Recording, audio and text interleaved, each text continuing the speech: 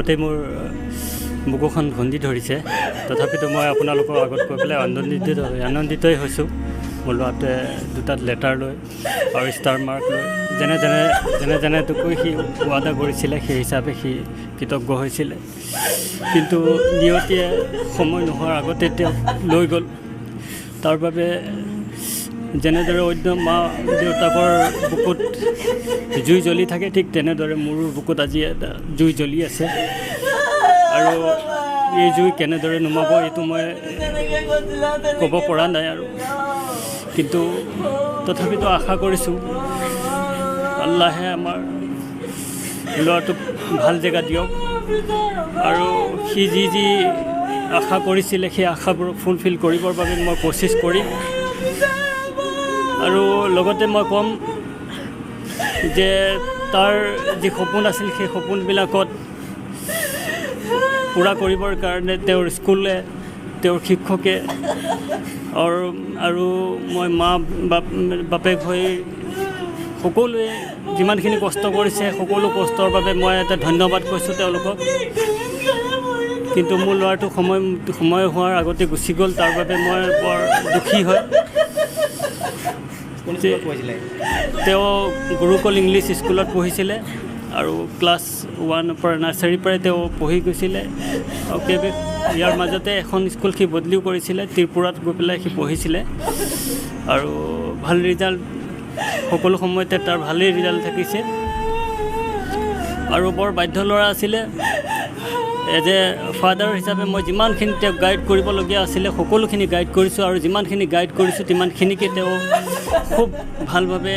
গ্ৰহণ কৰিছিলে কিন্তু সময় আগতে তেওঁ গুচি গ'ল তাৰ বাবে আৰু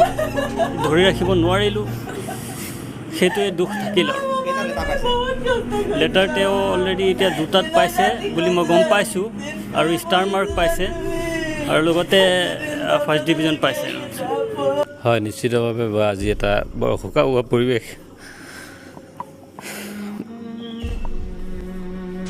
কথা কোৱা কোনো ৰাজ্য নাই যদিও এই গাঁও এই অঞ্চলৰ বহুত আমাৰ এটা ল'ৰা আছিলে যিহেতু মোৰ নাতিয়ে হয়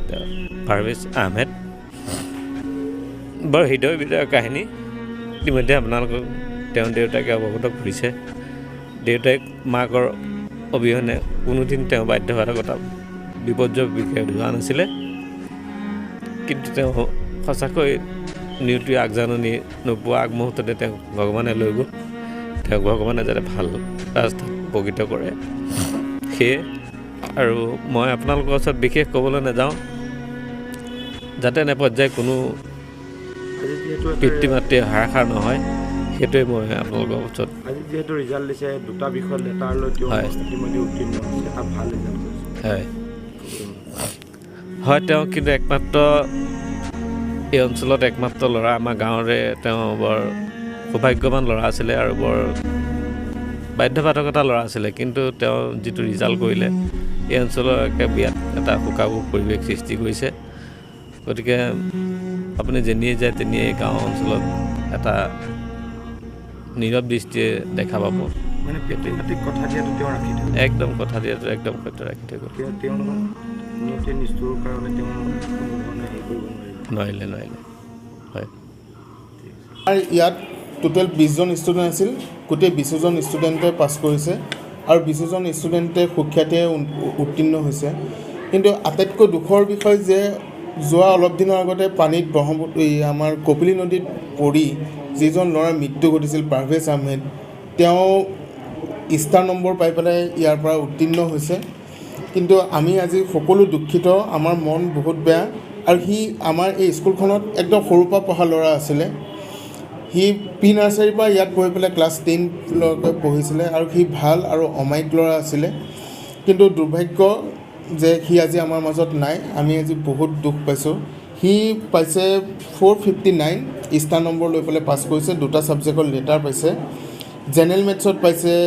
83 লেটাৰ পাইছে আৰু এডভান্স মেথছত পাইছে 92 আৰু বাকীকেইটা ছাবজেক্টতো তেনেকৈ ভাল নম্বৰেই পাইছে 76 65 68 এনেকৈ ধৰণৰ নম্বৰসমূহ পাইছে কিন্তু আমাৰ আজি বহুত মানে এই শুভক্ষণত কিন্তু আমি বহুত দুখত আছোঁ যে আমাৰ মাজত পাৰভেজ আহমেদ আজি নাই আৰু আমাৰ বহুত মানে ইয়াৰ বাবে মানে আমি বহুত দুখিত